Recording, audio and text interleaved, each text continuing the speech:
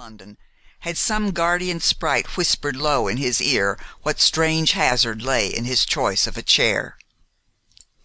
If such whisper were vouchsafed to him, he paid no heed.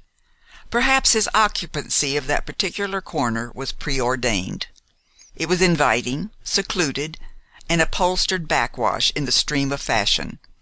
So he sat there, nearly stunned a waiter by asking for a glass of water, and composed himself to read his letters. The waiter hesitated. He was a Frenchman, and feared he had not heard aright. "What sort of water, sir?" he asked. "Vichy, Saint-Galmier, Apollinaris?" Spencer looked up. He thought the man had gone. "No, none of those," he said. "Just plain, unemotional water. Eau naturelle, straight from the pipe, the microbe laden fluid that runs off London tiles most days.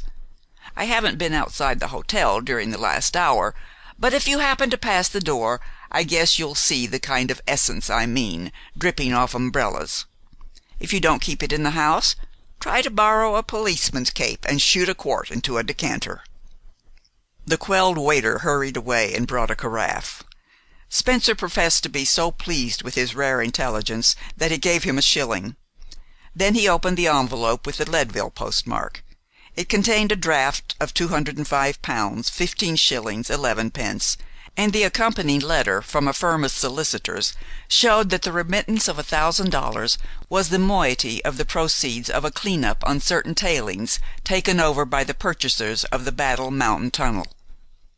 The sum was not a large one, but it seemed to give its recipient such satisfaction that the movement of chairs on the floor of the big room just beneath failed to draw his attention from the lawyer's statement. A woman's languid, well-bred voice broke in on this apparently pleasant reverie. "Shall we sit here, Helen?" "Anywhere you like, dear. It is all the same to me. Thanks to you, I am passing an afternoon in Wonderland. I find my surroundings so novel and entertaining that I should still be excited if you were to put me in the refrigerator." The eager vivacity of the second speaker, the note of undiluted and almost childlike glee with which she acknowledged that a visit to a luxurious hotel was a red letter day in her life, caused the man to glance at the two young women who had unconsciously disturbed him. Evidently they had just risen from luncheon in the restaurant, and meant to dispose themselves for a chat. It was equally clear that each word they uttered in an ordinary conversational tone must be audible to him. They were appropriating chairs which would place the plumes of their hats within a few inches of his feet. When seated, their faces would be hidden from him, save for a possible glimpse of a profile as one or other turned toward her companion. But for a few seconds he had a good view of both, and he was young enough to find the scrutiny to his liking.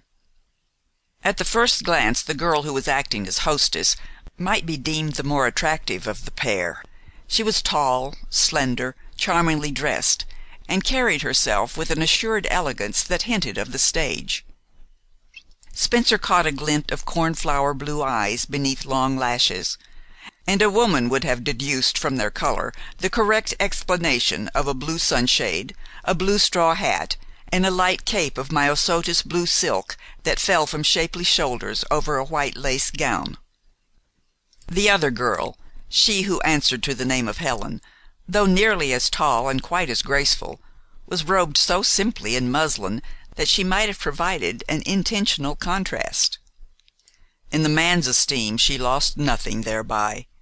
He appraised her by the fine contour of her oval face, the wealth of glossy brown hair that clustered under her hat, and the gleam of white teeth between lips of healthy redness.